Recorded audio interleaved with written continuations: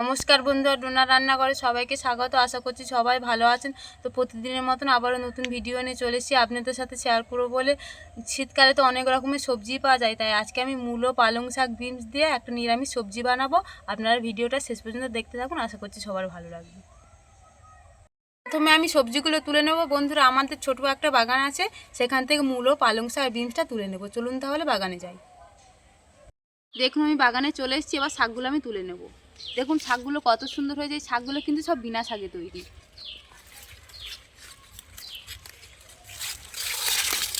এই দেখুন কত সুন্দর।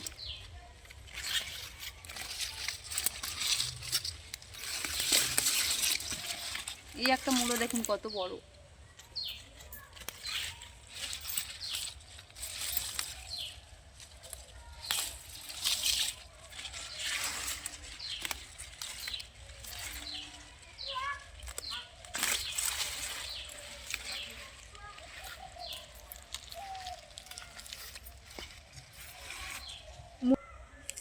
মূলোটা আমার তোলা হয়ে গিয়েছে, এবার ওইদিকে পালং শাকটা আমি তুলে নেব।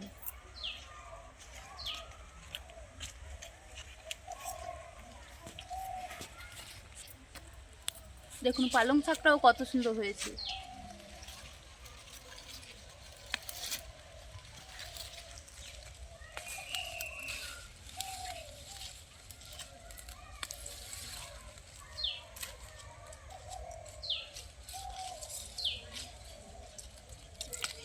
মূলো, পালং শাকটা আমার তোলা হয়ে গিয়েছে, আর বিনসটা আমি তুলে নেব। দেখুন কত সুন্দর ধরেছে, বেশ বড়ও হয়েছে কিন্তু।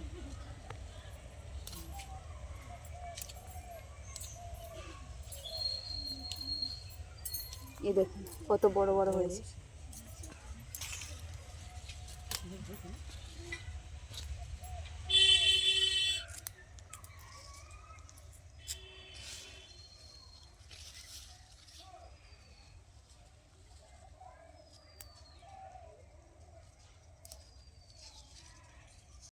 সবজিগুলো সব আমার তোলা হয়ে গেছে, চলুন তাহলে রান্নাঘরে গিয়ে দেখা হচ্ছে। বাগান থেকে আমি সব সবজিগুলো তুলে এনেছি, এবার আমি সব কেটে নেব। প্রথমেই কেটে নিচ্ছি মূলো। মূলোটা একটু ভালো করে দেখে নেবো, পোকামাকড় থাকে তো অনেক সময়। মূলোটা আমি কেটে নিচ্ছি আগে। দেখুন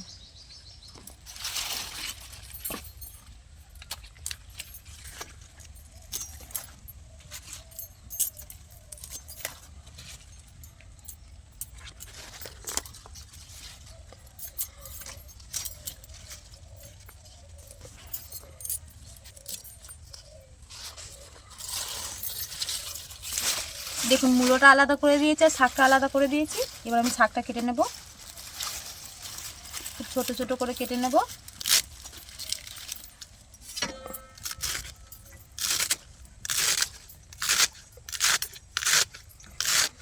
দেখুন আমি একদম ছোট ছোট করে কেটে নিয়েছি।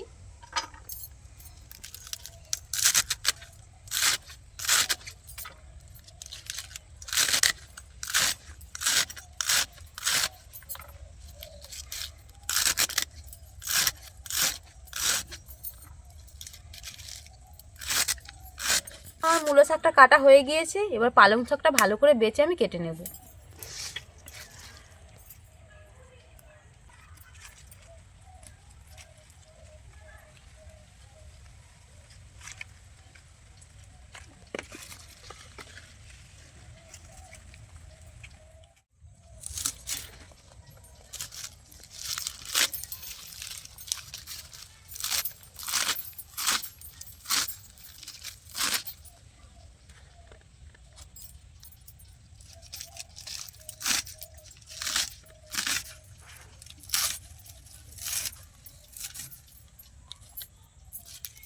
দেখুন আমার শাকগুলো কাটা হয়ে গিয়েছে।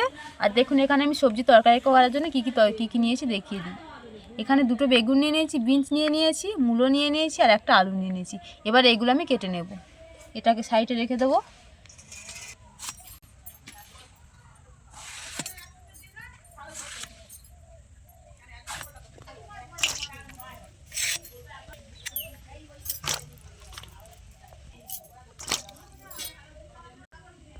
বেগুনটা আমার কাটা হয়ে গিয়েছে, এবার জলে থেকে তুলে আমি থালায় দিচ্ছি।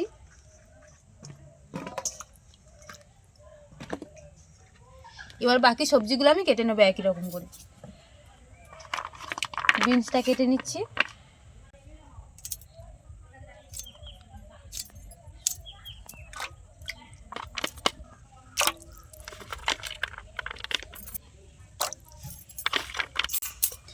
বিনসটা একই রকম করে থালায় দিয়ে দিচ্ছি।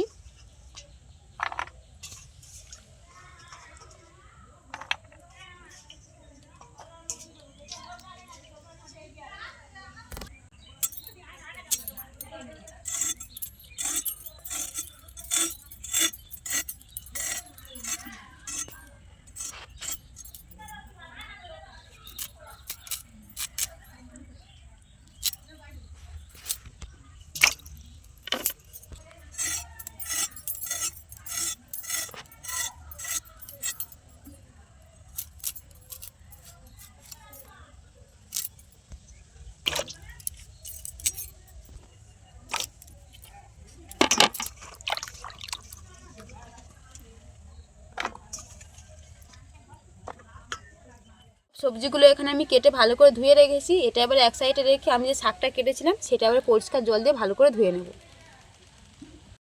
সব সবজিগুলো কেটে আমি ভালো করে ধুয়ে নিয়েছি। এবার তরকারিটা বানানোর জন্য উনুনটা জ্বালিয়ে নেব। সবজিটা বানানোর জন্য দেখুন আমি এখানে ডালের বড়ি নিয়েছি, এটা প্রথমে ভেজে নেব। তার জন্য কড়াতে তেল দিয়ে দিচ্ছি। কড়াটা খুব ভালোভাবে গরম হয়ে গিয়েছে।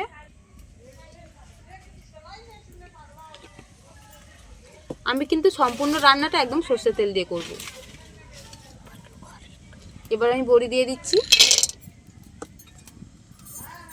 বড়িটা কিন্তু বেশি ভাজলে হবে না, হালকা করে ভেজে নেব।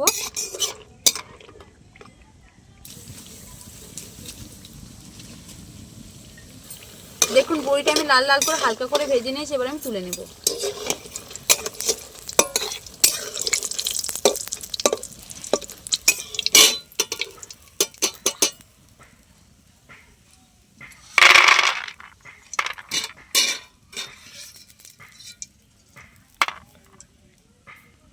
এটা আবার এক সাইডে রেখে দেবো আমি। বড়িটা আমার ভাজা হয়ে গেছে। বাকি সবজিগুলো আছে একই রকম করে আমি ভেজে নেব। প্রথমে ভেজে নিচ্ছি বেগুনটা।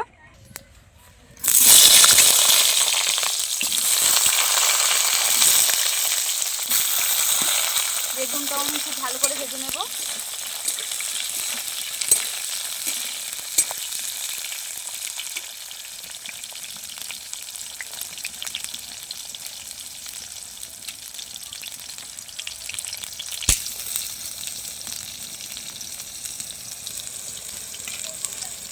বেগুনটা আমি খুব ভালো করে ভেজে নিচ্ছি আর কালারটাও অনেকটা চেঞ্জ হয়ে গিয়েছে। এবার আমি তুলে নিচ্ছি, তেল ঝরিয়ে তুলে নিচ্ছি।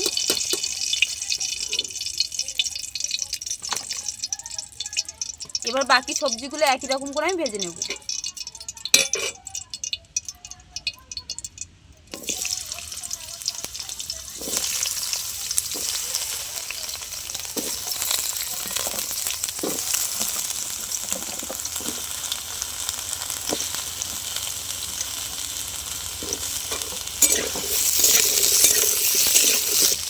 এবার আলু আর মূলোটা আমি খুব ভালো করে ভেজে নেব।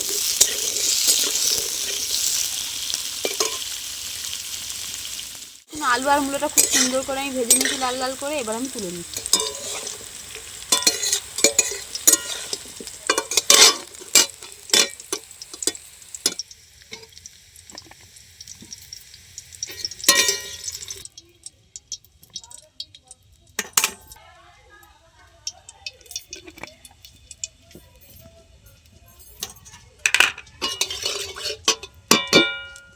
এবার আমি বিনসটা ভেজে নেব।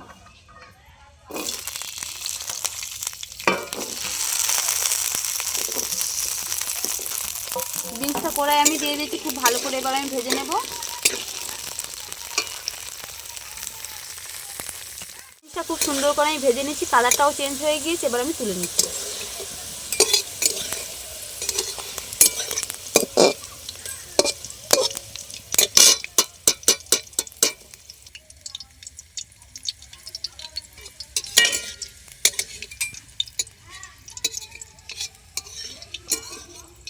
সবজিগুলো আমার ভাজা হয়ে গিয়েছে। এবার এই সবজি ভাজার তেলে আমি তরকারিটা বানিয়ে নেব। তার জন্য দেখুন কড়াতে দিয়ে দিচ্ছি গোটা জিরে, দুটো তেজপাতা, দুটো শুকনো লঙ্কা। একটু নেড়ে দেবো খুন্তি দিয়ে।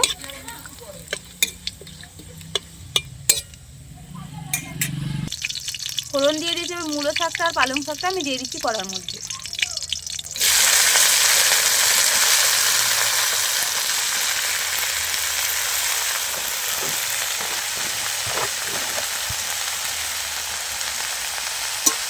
একটু নেড়ে দেবো।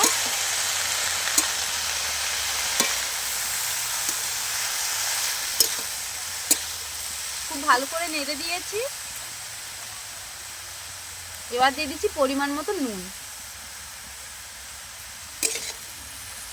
এবার একটু খুব ভালো করে আমি নেড়ে চেড়ে নেব।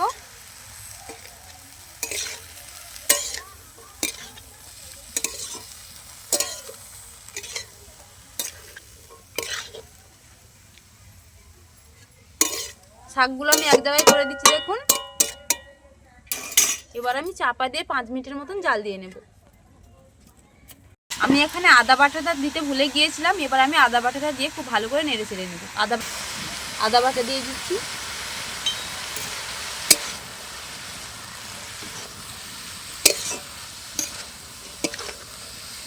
শাকটা থেকে কিন্তু জল বেরোতে আরম্ভ করে দিয়েছে দেখুন, অনেকটা কমেও গিয়েছে। যেহেতু আমি তরকারিটা নিরামিষ করছি তাই আমি পেঁয়াজ রসুনটা বাদ দিয়েই করছি, আদা বাটা দিয়েছি। আদা বাটা দিয়ে খুব ভালো করে আমি নেড়ে চেড়ে নিয়েছি। আবার আমি চাপা দিয়ে দিচ্ছি।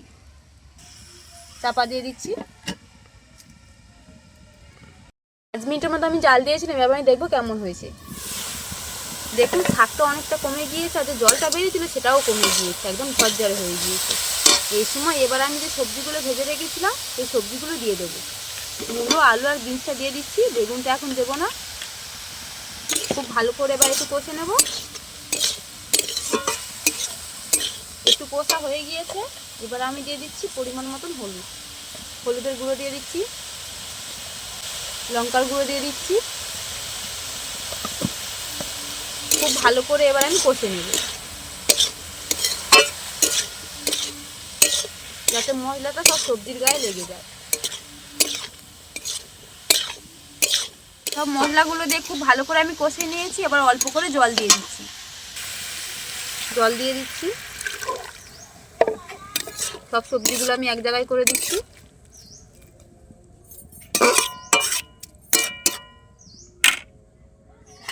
এবার আমি চাপা দিয়ে 5 মিনিটের মতন ফুটিয়ে নেব। 5 মিনিটের মতন আমি ফুটিয়ে নিয়েছিলাম। এবার দেখবো তরকারিটা কেমন হয়েছে। দেখুন খুব সুন্দর হয়েছে, কিন্তু কালারটাও অনেকটা চেঞ্জ হয়ে গিয়েছে। একটু নেড়ে নেব। যে বেগুনটা আগে থেকে ভেজে রেখেছিলাম সেটা এবারে দিয়ে দেবো। একটু নেড়ে নেব।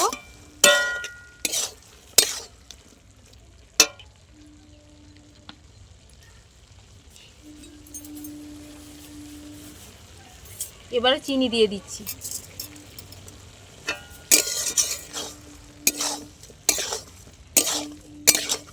দেখুন তরকারিটা কিন্তু আমার একদম হয়ে এসছে, আর আলু আর মূলোটাও বেশ ভালোভাবে সেদ্ধ হয়ে গিয়েছে। এবারে আমি দিয়ে দেবো ডালের বড়ি যে ভেজে রেখেছিলাম।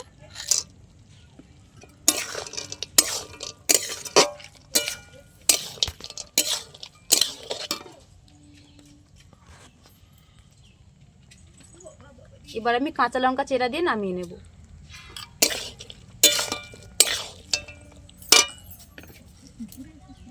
জিরের গুঁড়ো দিয়ে দিচ্ছি।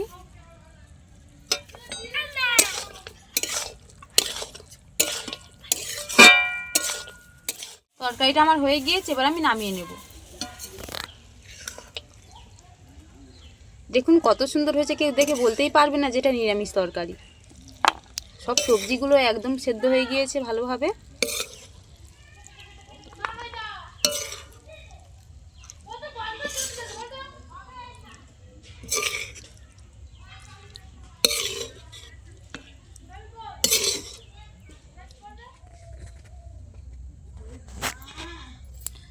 দেখুন তরকারিটা কত সুন্দর হয়েছে।